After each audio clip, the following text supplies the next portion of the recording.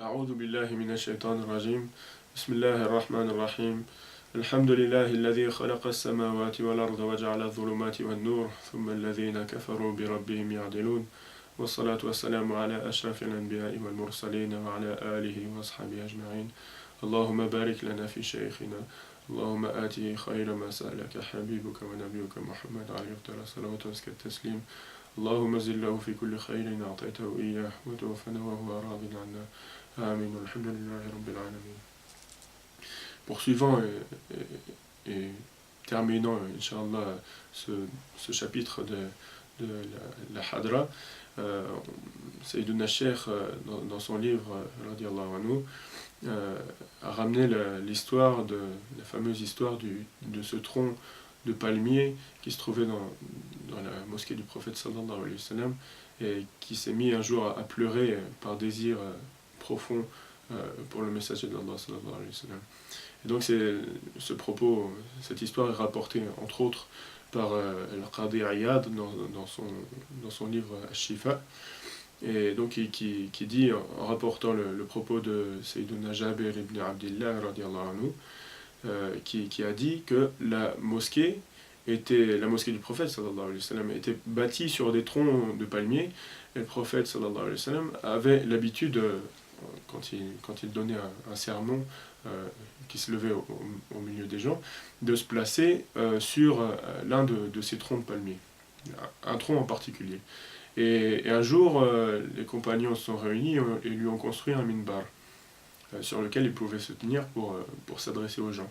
Et ce jour où le minbar a été rapporté dans la mosquée, le tronc s'est mis à pleurer, et ils disent, en rapportant cette histoire, qu'il a pleuré aussi fort que le percepteur de la zakat, que le cri du percepteur de la zakat.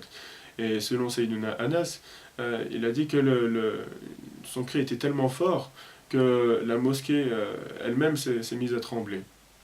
Et beaucoup de gens présents, en entendant ça et en voyant cette scène, se sont mis à pleurer. Et selon d'autres sahaba qui ont relaté cette histoire, ils ont dit qu'au moment où il criait tellement fort le tronc qu'il s'est lézardé et il se fendit jusqu'à ce que le prophète sallallahu alayhi wa sallam s'approche de lui et pose sa main bénie dessus, et à ce moment-là seulement il s'est tu. Et d'autres ont rajouté que ces pleurs étaient causés par la séparation et ce qui avait été perdu du dhikr, c'est-à-dire du prophète sallallahu alayhi wa sallam, quand il se tenait dessus pour s'adresser aux gens. Et donc dans un autre rapporteur qui rapporte cette parole du prophète sallallahu alayhi wa sallam, qui dit par celui qui détient ma nafs en sa main, si je ne l'avais pas calmé, il aurait continué ainsi jusqu'au jour du jugement.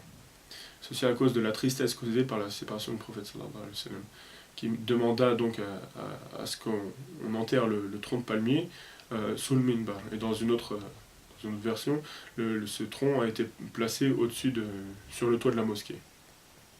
Et quand cette mosquée fut détruite, reconstruite, Sayyiduna Ubay radiallahu anhu a pris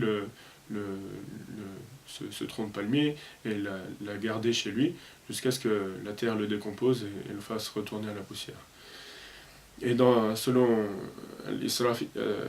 l'Isfara'i, qui a dit que le prophète sallallahu alayhi wa sallam, en entendant le palmier pleurer, l'a appelé, et à ce moment-là le tronc s'est mis à bouger et est venu directement à lui. Et à ce moment-là le prophète sallallahu alayhi wa sallam l'a touché et il s'est calmé et lui a dit de retourner à sa place. Subhanallah. Et dans le hadith de Al-Barida, le prophète sallallahu alayhi wa sallam a dit, s'adressant au palmier, il lui a donné deux solutions en fait. Il lui a dit, soit je te renvoie au jardin planté d'arbres dans lequel tu as grandi, tu as poussé dans ce monde, et à ce moment-là tu vas reprendre ta vie d'avant, faire des ramifications et donner des fruits. Et si tu veux, une autre solution, c'est que je te plante dans le paradis, et à ce moment-là, les awliya d'Allah subhanahu wa ta'ala mangeront de tes fruits. Et la réponse du palmier, ça a été de, au prophète d'Allah sallallahu alayhi wa sallam, plante-moi dans le paradis et que les awliya d'Allah mangent de mes fruits et que je sois dans un endroit où je ne serai plus éprouvé. Le prophète sallallahu alayhi wa sallam, en entendant ça, lui répondit que oui, effectivement, c'est ce qu'il avait fait. Et il ajouta, donc s'adressant cette fois aux gens présents, il a préféré la demeure éternelle à la demeure éphémère. Et lorsque Sayyiduna al-Hassan radiallahu anhu écoutait ce récit, il se mettait à pleurer abondamment et il disait aux gens présents, aux serviteurs d'Allah, le bois éprouve la nostalgie du messager d'Allah sallallahu alayhi wa sallam, et son désir ardent. Et vous, hommes, vous êtes plus à même encore de désirer ardemment le rencontrer. Donc c'est cette histoire qui est relatée par le Qadi Iyad rahimahullah dans son ouvrage Ash-Shifa.